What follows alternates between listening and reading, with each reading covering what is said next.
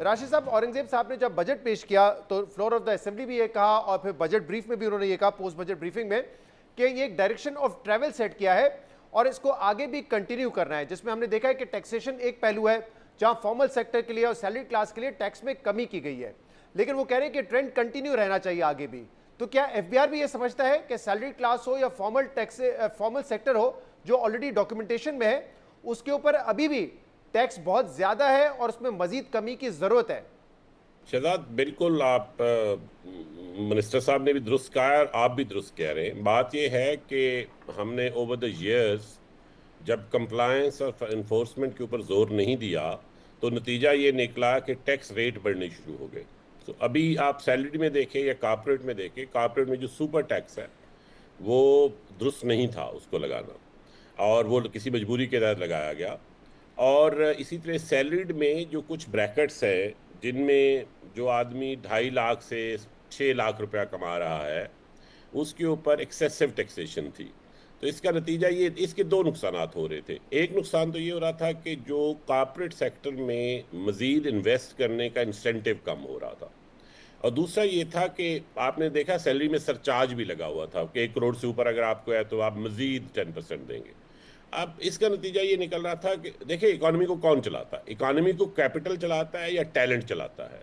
Salaried के जो higher and थे या इवन मिडल एंड थे, जिसमें most of the talent lies, most of the entrepreneurship lies, उन सब को जब हमने हाई रेट पे टैक्स किया तो डिस्करेज हो रहे थे। तो आई थिंक ये दोनों चीज़ें बहुत इंपॉर्टेंट थी कि इसकी डायरेक्शन को सेट किया जाए। मिनिस्टर साहब तो कहते हैं हमने मिनिस्टर डायरेक्शन सेट किया, मेरा ये ख्याल है कि मिनिस्टर साहब ने सिग्निफिकेंट फासला भी तय कर लिया है। हमें, आपको याद है 2 साल पहले और साल पहले जब हम ये बात करते थे तो मैं ये आर्गू करता था कि जब तक हम कंप्लायंस नहीं बढ़ाएंगे हम टैक्स रिलीफ नहीं दे सकेंगे।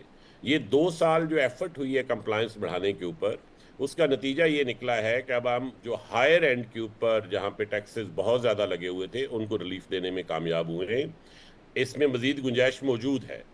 आप ये देखें कि 2 साल पहले एफबीआर ने $32.5 बिलियन के करीब टोटल टैक्स कलेक्ट किया था।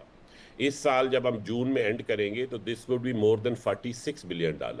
ये $14 बिलियन एडिशनल टैक्स कलेक्ट हुआ है। अगर ये ना हुआ होता तो फंड प्रोग्राम के अंदर टैक्स रिलीफ का कोई तस्वर नहीं है कि आप टैक्स रिलीफ देनी शुरू कर देंगे। तो ये जो टैक्स रिलीफ दी गई है ये इसलिए हुई है कि इस सारी एफर्ट को प्राइम मिनिस्टर साहब ने खुद ओन किया, लीड किया। जी। मिनिस्टर साहब ने पूरी ओनरशिप दी, बहुत से लोगों ने बहुत सी मेहनत की। और आप ये कह रहे हैं कि जो सैलरी क्लास पे टैक्स है वो बतदरीज कम होता रहेगा, इसी तरीके से अगर सुपर टैक्स अभी भी कहीं पे 8% रह गया है उसको भी मजीद कम करेंगे, तो ये एक प्रोसेस है जो कि आने वाले बजट्स में हमें नजर आएगा। ये बात दुरुस्त है कि अगर हम कंप्लायंस और एनफोर्समेंट इस साल फिर करने में कामयाब रहे तो हमारे पास मजीद गुंजाइश होगी, और ताकि हम उसे कम कर सके। सुपर टैक्स देखिए 10 से 8 आया है, और जो कंपनियां 50 करोड़ तक कमाती हैं, 15 से 50 करोड़ के दरमियान, उनका खत्म हो गया बिल्कुल। यानी आपका जो स्मॉल एंड मीडियम एंटरप्राइजेज है, एक्चुअली मीडियम एंटरप्राइजेज, उनके लिए भी खत्म हो गया है, एक्सपोर्टर्स के लिए भी खत्म हो गया है। अब सिर्फ रह गया large companies who sell domestically, उनका भी 10 से 8% हो गया। तो उसमें भी I think that's a 20% decrease, that's a significant step. Salary में अब देखिए हमारा इशू क्या है। सैलरी की हमारी स्लैब्स बहुत जल्दी शुरू हो जाती है। सो अगली जो रिफॉर्म है वो शायद ये होगी, जब हमारे पास ये गुंजाइश होगी कि ये अभी हम 12 लाख रुपए तक रफली कोई टैक्स नहीं लेते, 6 लाख तक जीरो, यार 6 से 12 के दरमियान आपको पता है 1% है, which is only for purpose of counting. ये 12 लाख को ऊपर जाने की जरूरत है। तो जब भी इसकी गुंजाइश निकलेगी ये यकीनन ऊपर जाएगा। हाँ, क्योंकि अभी भी हमने कल कैलकुलेशंस करके बताई कि अगर 8 लाख रुपए माहाना भी आप कमा रहे हो तो आपको जो फर्क पड़ेगा आपके टैक्स में वो 17,250 का होगा, वो बहुत ज्यादा नहीं है। अगर आप 10 लाख, अगर आप, मैं इसको 8 लाख माहाना या 8 लाख सालाना? 8 लाख माहाना। और अगर आप 8 लाख, मैं आपको ये नंबर जरा क्लैरिफाई कर दूं अगर आप इजाजत दें तो। जी। सो अगर आप इस वक्त अगर आपकी एवरेज एनुअल इनकम जो है वो 48 लाख रुपया है, 48 लाख का मतलब ये है कि आपकी 4 लाख रुपया इनकम हुई ना महीने की। जी। तो अगर आपकी 48 लाख इनकम है तो आपके टैक्स पे 1,70,000 रुपए का फर्क पड़ेगा सालाना। इससे पहले आप 8,78,000 टैक्स दे रहे थे, अब 7,08,000 देंगे। 1,00,000 सालाना टैक्स की बात कर रहे हैं ना? जी, मैं सालाना की बात कर रहा हूँ। और अगर आपकी इनकम इससे ज्यादा है, यानी 63 लाख के करीब है, तो 2,36,000 का फर्क पड़ेगा। मेरा अपना ये ख्याल है कि ये बहुत सिग्निफिकेंट रिलीफ है, लेकिन जाहिर है जब इसमें मजीद गुंजाइश होगी तो इसमें पैदा की जा सकती है। बट जनरली मैंने ये सुना है सैलरीड क्लासेस से भी कि given the conditions that we are in, it's a जी। सिग्निफिकेंट। और एक सर्टेन अमाउंट से अगर आप ज्यादा कमा रहे थे तो आप पे सरचार्ज लगता था, वहां पे ऑब्वियसली जब सरचार्ज खत्म किया तो उनको ज्यादा बेनिफिट हुआ है। लेकिन ये दुरुस्त बात है, और उसमें आपको याद होगा ये आर्गुमेंट हमें पर्टिकुलरली जी कारपोरेट सेक्टर से आता था कि उनके जो टॉप एग्जीक्यूटिव्स हैं वो छोड़ते जा रहे हैं और वो मिडिल ईस्ट शिफ्ट हो रहे हैं और दूसरी जगह शिफ्ट हो रहे हैं। वो हमें कह रहे थे कि इतने हाई, ये जो सरचार्ज वाला एलिमेंट है इसकी वजह से वो छोड़ते जा रहे हैं, उन्हें अब अच्छे लोग नहीं मिल रहे, छोड़ते जा रहे हैं या बाहर सैलरी ले रहे हैं या फिर कैश में कुछ सैलरी का हिस्सा लेना शुरू कर दिया, डिस्टॉर्शंस क्रिएट हो रही थी। जी दुरुस्त बात। लेकिन आपने कहा कि पिछले 2 साल में जो टैक्स बढ़ाया गया था इन फॉर्मल सेक्टर पे, चाहे वो कॉर्पोरेट हो, इंडस्ट्री हो या सैलरी क्लास हो, वो मजबूरी के तहत था। राशिद साहब, मजबूरी के तहत था, ये एक आसान तरीका था एफबीआर का? नहीं, आपने कहा मजबूरी के तहत हमने टैक्स बढ़ाया था, जो बढ़ाया गया वो मजबूरी के तहत। जी उसी की बात कर रहा हूं, मैं उसी की बात कर रहा हूं। तो ये मजबूरी के तहत था या एफबीआर के लिए आसान तरीका था कि ये फॉर्मल सेक्टर है, ये तो डॉक्यूमेंटेड है, इससे टैक्स वसूल करना आसान होगा? क्योंकि तनकीद ही होती है एफबीआर पे कि आप टैक्स कलेक्टर बन के रह गए खाली, कि आपने टैक्स जमा करना है जहां आसानी से मिल जाए। तो मजबूरी थी या आसानी थी इसमें एफबीआर की?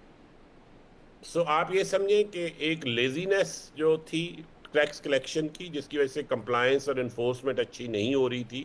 और मैं सच्ची बात आपको बताऊं कि एफबीआर को गवर्नमेंट की उस तरह की तवज्जो भी पिछले 2-2.5 साल से ही मिलनी शुरू हुई है।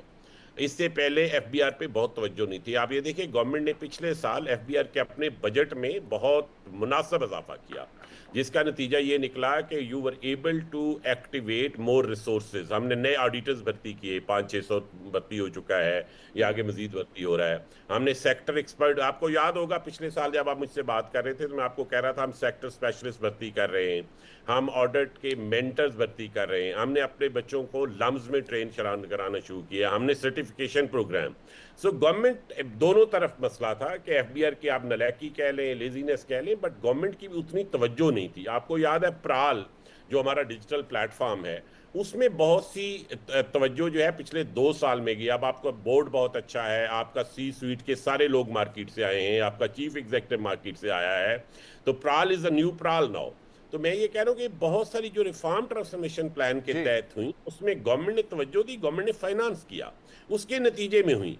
तो आप ये कह ले दोनों साइड पे मसला था ना, जब गवर्नमेंट तो इससे फर्क कितना पड़ा है, इम्पैक्ट कितना बड़ा है? अगर आप कह रहे हैं कि हमने लोग भी भर्ती किए हैं तो इम्पैक्ट इसका, कंप्लायंस का, इन्फोर्समेंट का इन लोगों के जरिए कितना आया? जी मैं आपको बताता हूँ।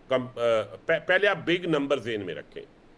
जून 2024 में एफबीआर ने जो टोटल पैसे कलेक्ट किए वो $32.5 बिलियन थे। जो अभी कलेक्ट किए इस साल जून के एंड में करेंगे, डिस्पाइट द शॉर्टफॉल जिसका आप सुनते हैं, डिस्पाइट दैट जो कलेक्ट करेंगे वो $46.5 बिलियन है। दिस इज $14 बिलियन की चीज है। दिस इज $30 टर्म्स में, रूपी टर्म्स में बात नहीं कर रहा, 2 साल में, पिछले 2 साल में बात कर रहा हूं ताकि वो इन्फ्लेशन वगैरह के फैक्टर ना हो।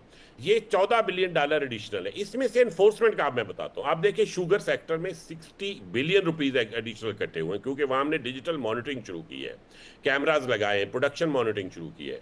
आपके सीमेंट में ज्यादा पैसे इकट्ठे हुए हैं। आपके जो टोबैको सेक्टर था जिसमें एक डाउनवर्ड स्लाइड चल रही थी कि इनफॉर्मल टबैको बगैर स्टैंप के बहुत बिकता था, उस पर पहली दफा क्रैक डाउन हुआ। सिर्फ गवर्नमेंट ने नहीं किया, तमाम अदारों ने मिलकर किया। आपको आपके इल्म में है कि इस वक्त जो GLTs हैं, ग्रीन लीफ थ्रेशिंग फैक्ट्रीज जो हैं, 7 बड़ी फैक्ट्रीज हैं जहां पे ये सारा कारोबार हो रहा था, वहां पे ना सिर्फ एफबीआर के लोग बैठे हैं, कैमरे लगे हैं, बल्कि पाकिस्तान रेंजर्स के लोग भी बैठे हुए हैं टू इंश्योर, क्योंकि वहां हमारे सिक्योरिटी के इश्यूज भी थे, तो टू इंश्योर कि वो लीकेज कम हो।